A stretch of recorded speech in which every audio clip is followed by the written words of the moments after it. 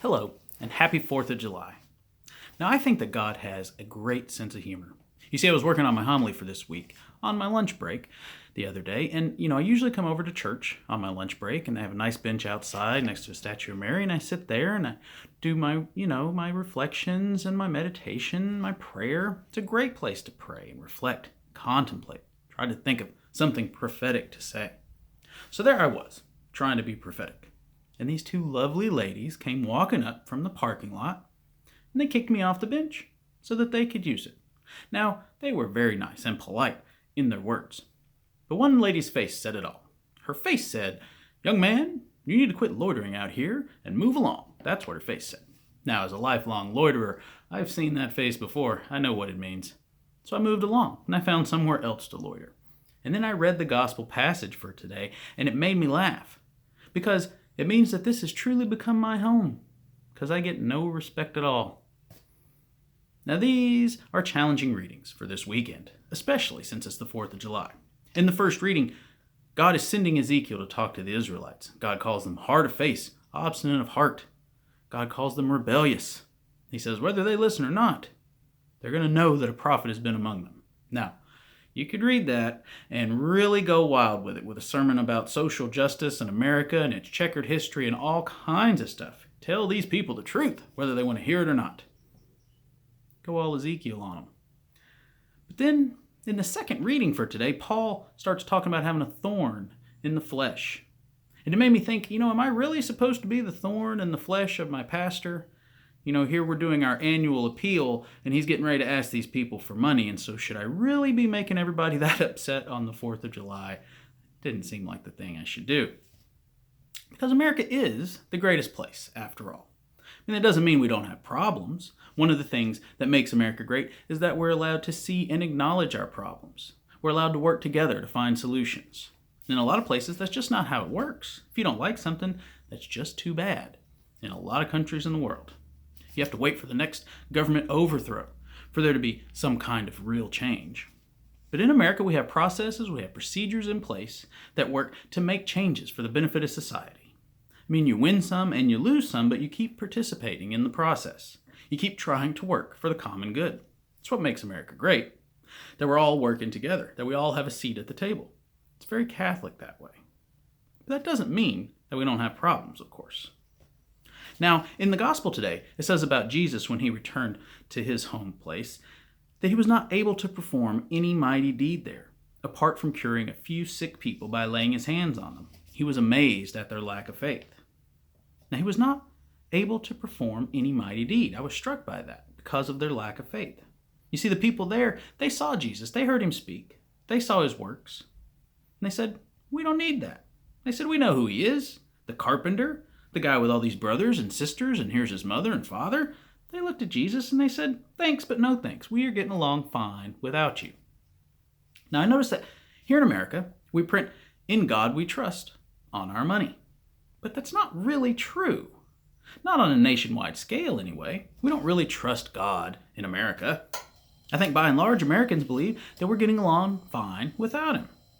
And I think it's his lack of faith, which prevents Jesus from doing a great many mighty deeds that might otherwise happen in this great country of ours. I was talking with a priest one time, and he has a large immigrant population in his church. He has people from Guatemala, El Salvador, Nicaragua, Mexico. A lot of Central and South American people were in his pews every Sunday. And he had been on several mission trips south of the border. And we were talking about how in some of these other countries, the people's faith seems so much stronger than it does here in America. And what he said was that in those places where people are truly living on the edge of poverty and truly living on the edge of despair, their faith has a much more prominent role in their lives. You see, when you have nothing and you pray, "Give us this day our daily bread," it's an actual request because you don't know anywhere else that the food is going to come from. When you live at that level, you trust God for your very survival. Now, later on today at every Mass, we pray the Lord's Prayer. But I know it doesn't have the same urgency for me. You see, I have bread in the cupboard for today, and I have bread for tomorrow. Here in America, we don't have to trust in God to that same degree because we have a lot of stuff figured out on our own.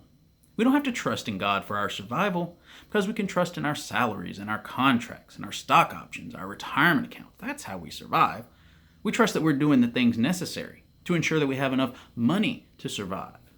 Very often we trust in those green pieces of paper for our lives much more than we trust in God, even though those greenbacks say right on them, in God we trust.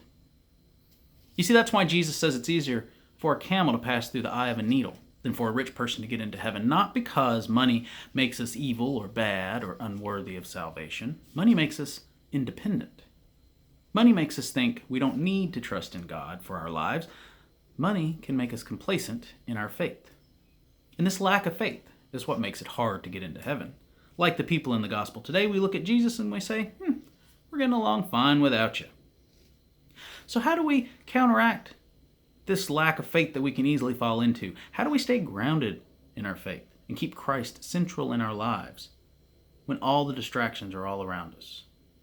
I mean, we do live in the richest nation on the face of the earth. Even our poor people are not that poor compared with the poor people in other countries. I mean, we're all, every single one of us, well off financially in a global sense. So what do we do? Well, now Jesus told a rich young man who asked him how to grow his faith that he should give all of his money and possessions to the poor. But that didn't even work when Jesus said it, so it's not going to work for me to tell you that either. But I think that a good place to start with each of us, with rebuilding the faith in this great nation, is to start with prayer, personal prayer. And not just recitations, the Hail Marys and the Our Fathers. Those are valid prayers and they can help build our faith too. But I think personal conversational prayer with the Almighty is also important. We have to ask God directly to help us. We have to talk to our God. We have to ask Him questions. We have to make requests. We have to seek answers and seek guidance. We have to pray for our needs. We have to pray for someone else's needs. We have to pray for our forgiveness. We have to pray for conversion of heart and forgiveness for someone else also. You see, we have to, above all else, give thanks always for everything. And remember that everything we have is because God gave it to us. Now, God has His hand in our lives, guiding and supporting us, even if we don't realize it. We have to work on our personal relationship with Jesus, and we do that through prayer. We have to spend time talking, listening to God. We have to start to build our trust and our faith. It's how we grow this faith throughout our lives. The more we talk to God, the more we realize how present He is in our lives, the more we learn to trust Him in all our decisions and in all walks of our life. And we have to realize, like Jesus says, that all this earthly stuff that we trust in is fleeting. As Jesus says, do not store up for yourselves treasure on earth, where moth and decay destroy, thieves break in and steal. But store up treasures in heaven, where neither moth nor decay destroys, nor thieves break in and steal. For where your treasure is, there also will your heart be. Jesus is right, of course, as He always is. If our concern is accumulating wealth here, then that is where our heart will be.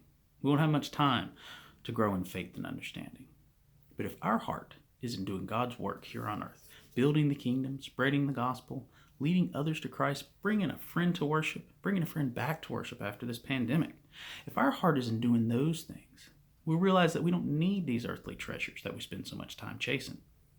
We realize that the treasures we earn are waiting for us in heaven, that our faith and trust in God is growing beyond measure. And if enough of us here in America, the greatest nation on earth, are growing our faith and our trust in God, spreading the gospel, building the kingdom, well, then we could make that phrase on our money come true. We really could. We could become a nation that truly trusts in God. But it's going to take all of us working toward that. It's going to have all of us working on that in our own lives and in those around us.